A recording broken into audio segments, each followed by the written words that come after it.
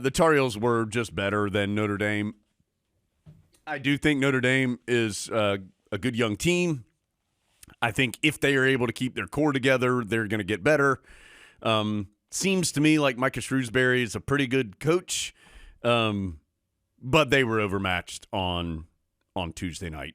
You had an older, more seasoned, just better Carolina team that had some motivation even outside just the game itself, with it being senior day, Duke upcoming, postseason right around the corner. And just all of that was too much for Notre Dame to handle, and that's all credit to Carolina. Carolina made all of that happen. Terrific atmosphere, particularly for a 7 o'clock Tuesday. I'm going to tell you, Adam, you and I have talked about this off the air. You know, we've looked at some home game or some home crowds for some other teams in the league in some important games. And it makes you appreciate that the Tar Heels darn near sold out the Smith Center. They listed as 21,750 from Tuesday night. And I'm not necessarily sure there was a backside in every seat, but it was really, really close. And people were there early, and they were ready to cheer on Carolina, and they were engaged. They were showing their appreciation for the seniors, and the Tar Heels responded. This was a close game for maybe the first 10 minutes, as most games are, and then Carolina just outclassed Notre Dame after that. I thought it was really Carolina's defense from the pure basketball story that was the story. They held Notre Dame to just 30.5% from the field, 26% from three. They really hounded Marcus Burton, made his life very, very difficult. And just from start to finish were the better team. You had the fun moments of the walk-ons getting the start, walk-ons getting to play the last 3 or 4 minutes of the game. You're able to take all the seniors and Harrison Ingram out one by one to get their appreciation for the seasons they've had or careers they've had. You had Bacot hitting the threes. You had RJ doing RJ things. It was just it was a fun night in the Smith Center. That was a whole lot of Tar Heels. It almost felt like some of the outside stuff, like the appreciation for the seniors and all that, kind of camouflaged how good Carolina was in that game, especially, as you said, defensively. And you could tell, like, Hubert Davis didn't want it to be that good because he wanted to find something that he could emphasize to his team. But by the time he got in there to talk to you, all he could really say was that's one of the best defensive games the Tar Heels have played here, especially recently. And so I think it was definitely something to build on, because if Carolina can play defense that way, then you see that you can win big without – there honestly wasn't a fantastic offensive performance from anyone. It was probably an average offensive game for Carolina. Which should tell you something about R.J. Davis. Right. Since he scored 22 or whatever, and it was average. But nobody went off, and Carolina still beat an ACC opponent by 30. It's hard to do that. Yeah. Yeah, I mean, R.J. Davis, 22 points. He was 9 of 15 from the floor, 4 of 6 from three. He missed his only free throw. So get in the gym, Davis. 6 assists with just 1 turnover, 4 rebounds. Bacot was 14 points, 5 rebounds, 14 points for Cormac Ryan against his old team, 10 points for Jalen Washington, who looked good coming off the bench and looked just confident and comfortable, and then 11 points and 14 rebounds for Ingram. Ingram didn't shoot well. He's saving those shots for Saturday, I'm sure. 5 of 16 from the floor, 1 of 8 from three, and those threes were open. And the Heels will need him to make some of those coming up. But so, Adam, I mean, yeah. We've talked about this, I think, on and off the air. I do think Carolina, as we've said, Carolina's a very good team. I think Carolina is an elite team when it plays defense like that. And they can beat anybody if they play defense like that. It's not easy to do, but if they can, and that's what they were doing in January when they were so good. If they do that defensively, they can the ceiling's the roof, Adam, as far as I'm concerned, if their defense is like that. Well, you can say it was just Notre Dame, but nobody else had been able to stop Burton. No, yes, they've been playing great. They had won 5 of their last 6. He had scored 16 or more points in, I think it was like 19 straight games or something like that. It's only the third time all year and the first time for a long time that he had been in double figure, or not in double figures. He finishes with 9 points. Yeah, Notre Dame is not one of the elite teams in the league this year, but that should not diminish what Carolina did defensively. I like that version of Cormac Ryan offensively. Me too. And in fact, Pete was the analyst. We were talking about Pete Chilcutt. Pete was the analyst for this game, and we were talking about it before the game some, not on the air, just about how much Cormac Ryan had been shooting threes. And I think going into that game, 63% of his shots were three-pointers. That's a lot. I mean, more than 60%. I'm pulling out my notes here because there was Steve Kirshner had a great note. 26 of Ryan's last 31 field goals had been three-pointers. 26 of his last 31. Now, obviously, he is a good three-point shooter. Hadn't had a great year. He's been a little streaky, but he can make that shot. We know that. And that role within Carolina's offense has proven to be somebody who does need to be able to hit threes. But he also shot 6 free throws in this game.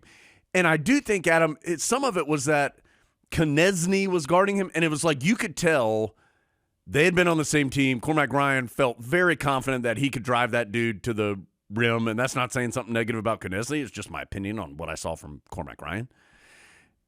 And so he was more aggressive getting to the cup. I agree with you. I think that makes him a much more dangerous player when he's doing that because he's a good free throw shooter.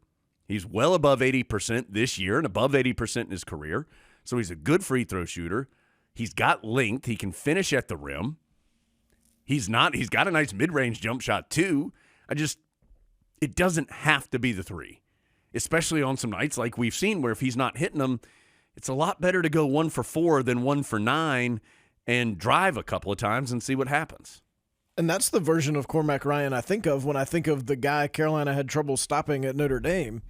It's that guy. Yeah. The one who wasn't just shooting threes but was willing to make it more difficult for you. And I hope that's a sign of things to come.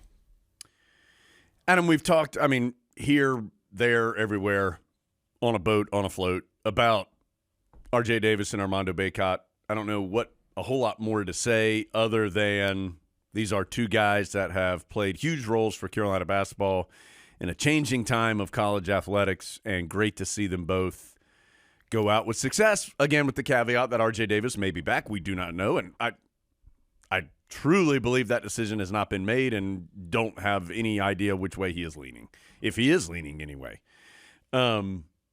But great to see. We know that's Bacot's last game. He didn't have a great game, but he had kind of some fun moments hitting the threes, and he seemed very as emotional as Armando Bacot can get, I guess. In the post game, it did seem to wash over him a little bit that was his last game in the Smith Center. Yeah, and remember, Armando Bacot always knows what to say, but I do think it was impactful to him. To have, and it's weird how it worked out that his first game in the Smith Center was against Notre Dame and his last game in the Smith Center was against Notre Dame. That's weird. And to be able to see the changes in him and all the things he's been through, and Hubert Davis talked about it, some with you, that whole group has been through. He's just been here a very long time. And so it was nice to be able to go out in that way in a game that wasn't really that close and gave people a chance to appreciate him. Okay. So, Adam, there's been some discussion here in internet land about jerseys in the rafters. And we had a question on the radio show on Monday where I asked Coach Davis, the question from a fan had been asked, as the head coach, he certainly has the prerogative to change any of the credentials required to have your jersey honored in the rafters. Coach Smith changed some of those requirements. Roy Williams changed some of those requirements during their long and successful tenures as Carolina head coach. So certainly that is the prerogative of Hubert Davis should he want to do so. He basically said, yes, I have thought about it. And I followed up by saying, well, would you like to tell us what any of those thoughts are? And he said, no, not right now, but yes, I have thought about it. So, Adam, and then I think somebody, Andrew Carter, maybe tweeted out that he had learned from, source around Carolina that there had been some discussion about changing those credentials required. And while neither you nor I think, have been told this directly, it's not hard to put the pieces together to think this may be about Armando Bacot.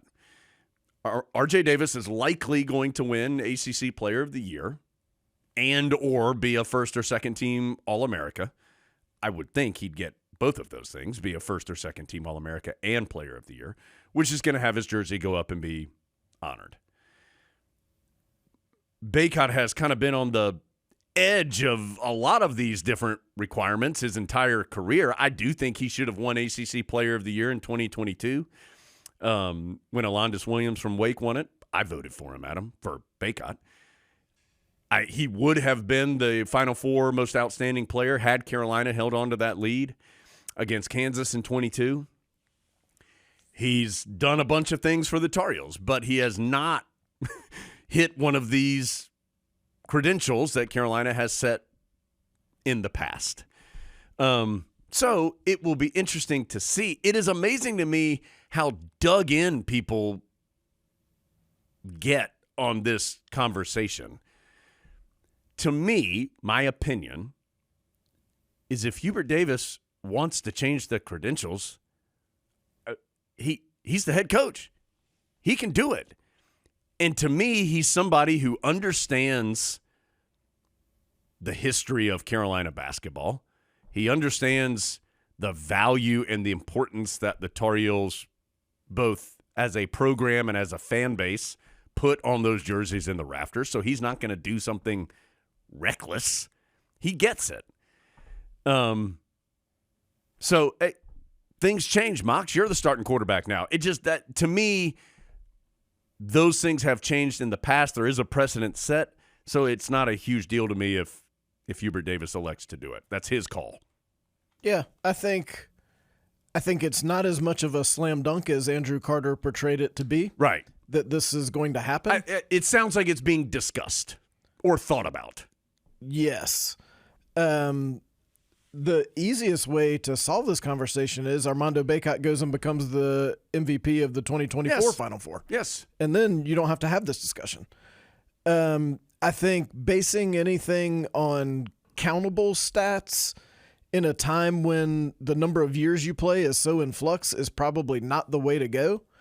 But I think if you wanted to make the criteria something like two-time, first-team All-ACC, that's something different. Right. And that is something that Armando Bacot is. And Adam and I have actually talked about this. He has done that, he being Armando Bacot. And any other Tar Heel that has done that is already in the rafters. So it wouldn't change anything retroactively. And as you said, there is very clear precedent for a Tar Heel head coach deciding this person was integral to the program during this time. We are going to find a way to put him in the rafters and then adjusting the criteria to make that occur. Now, I think the most prevalent example of that was a national championship team, which this team is not yet that.